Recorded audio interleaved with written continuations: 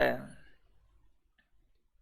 जीते जी जैसे पुरानी दुनिया से मर जाते हैं। देह की आयु को भूल बाबा का बनने का नया बचपन, नया जन्म महसूस करते हैं। एक गिरती कला के जीवन से यू टर्न लेते हुए वापस चढ़ती कला की नवीनता महसूस करते हैं। पुराना समाप्त, नया शुरू, यही है हमारा नया जन्म, मरजीवा जन्म। पर आज बाबा ने इसकी और गुह्यता बताई है। आज बाबा ने बताया मरजीवा मीन्स पुराने संस्कार बदली होके न सिर्फ नए संस्कार बन जाएं, नई विधि का बोलचाल, उठना बैठना, देखना खाना, लेकिन बाबा ने कहा हर कर्म की साधारणता समाप्त हो जाए, तब कहेंगे ये मरजीवा है। क्योंकि बने किसके हैं? जो विशेषतम है, जिसको युगों से ढूंढा था, जिसको पाने के बाद पाना कुछ बाकी नहीं रहता, जिसने परम ज्ञान हमें दिया है, जो अपनी शक्तियों से हमें चला रहा, उसका बनने के बाद बाबा चाहते हैं बच्चों के कर्मों में साधारणता न रहे, साधारण कर्म की समाप्ति हो जाए, तब कहेंगे मरजीवा। साधारणता से मर गए, विशेषता में जी रहे हैं। यहाँ तक बाबा ने कहा संकल्प भी साधारण न हो, एक्स्ट्रा ऑर्डिनरी हो, और ये एक्स्ट्रा ऑर्डिनरी थॉट और कर्म ये हमारी नेचर बन जाए। जो करना है विशेष ही करना है, जो आम लोग नहीं कर पाते हैं, हम उनकी नकल नहीं कर सकते, क्योंकि अब हम उस दुनिया से ऊपर आ गए हैं। ह्यूमन बीइंग जरूर हैं, सुपर ह्यूमन हो गए हैं। तो इसलिए बाबा चाहते हैं कि आपके कर्म बोलें कि आपको पढ़ाने वाला कौन है। तो वो विशेष होंगे तो बोलेंगे। तो बाबा ने जो आज कहा कि विशेषता को नेचर बनाओ। नेचर क्या चीज होती है? जैसे बाबा ने कहा किसी की कोई भी नेचर होती है तो अपने आप काम करती है, सोचना करना नहीं पड़ता। नेचर मीन्स जिसको किए बिना रह ना सके, जो ऑटो सिस्टम से काम करे। समझो कोई की डरपोक नेचर है तो सपनों में भी काम करेगी, उसको सपने भी निर्भयता के नहीं आने वाले हैं। तो जो सपनों तक भी अपने आप जाकर काम करे, वो नेचर होती है, जिसको बाबा ने कहा नेचर स्वतः काम करती है, सोचना करना नहीं पड़ता। ऐसे अब बाबा के बच्चों की विशेषता के संस्कार नेचर बन जाएं, और जो भी हम बाबा के बच्चों को देखे, हर एक के मुख से मन से यही निकले कि ये जो आत्माएं हैं, ये जो लोग हैं, ये तो विशेष ही हैं, इनकी नेचर ही विशेषता है। वो ये जोर लगाना बंद कर दें कि हमारे कर्मों को अपने जैसा साधारण बनाने चाहें। उनको ये पक्का मालूम हो कि इनके वचन कर्म आम लोगों से बहुत अच्छे, अलग, ऊंचे, महान यानी विशेष ही होंगे। ये तब होगा जब हम विशेषता को नेचर बनाएंगे।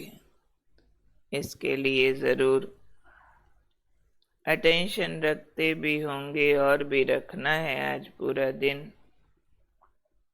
कि जो सोचूं, बोलूं, देखूं, सुनूं, करूं डिफरेंटली,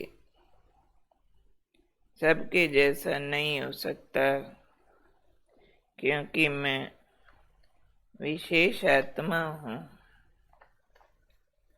तो एक एक संकल्प पर ध्यान, बोल और कर्म पर विशेष ध्यान रखूं।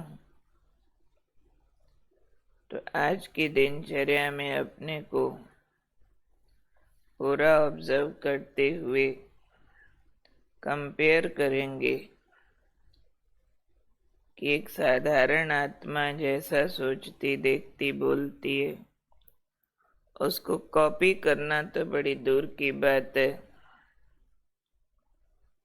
उसके साथ अपने को कंपेयर भी डिफरेंटली करेंगे। ऐसे नहीं, दुनिया ऐसी, लोग ऐसे, तो हमें ऐसे करना पड़ता है। नहीं, दुनिया ऐसी है वैसी, लोग जैसे करते, जैसे सोचते, हमें उनके जैसा न सोचना न करना।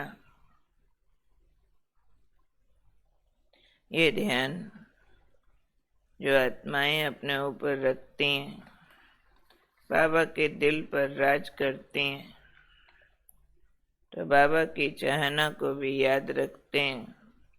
मुझे वो करना है जो बाबा को पसंद है, मुझे वैसा करना है जैसा मम्मा बाबा ने किया, मुझे वैसा बनना है जैसा बाबा बनाने चाहता है। सर्वगुण संपन्न, 16 कला संपूर्ण, देह से न्यारा, संपूर्ण, कर्मातीत फरिश्ता। मेरा लक्ष्य है उस अनुसार मेरी सोच, मेरे कर्म बहुत ऊंचे और महान, एक्स्ट्राऑर्डिनरी चाहिए। तो आज जैसा अब तक सोचते थे, बोलते करते थे, उसको और आगे बढ़ाते हुए डिफरेंटली सोचना, बोलना, करना, तो क्रिएटिव भी हो जाएंगे, यूनिक भी हो जाएंगे, और जीने का मनोरंजन महसूस होगा। बाबा के भी दिल पर राज करेंगे। दुनिया में भी विशेष होने कारण सबकी आकर्षण का कारण बनेंगे। ऐसा करते हुए साथ साथ आज का जो हमारा अभ्यास है अनादि स्वरूप का, अनादि स्वरूप में भी मैं शांत स्वरूप आत्मा हूँ।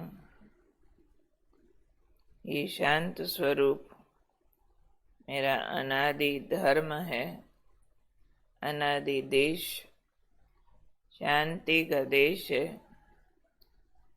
और बिना आवाजों का देश है। तो हमारा मूल शांत स्वरूप हमें ये कहता है कि आवाजों की दुनिया से परे अपने को बार बार खींचता हुआ महसूस करें। ये भी हमारे सोच और कर्म को विशेष बनाता।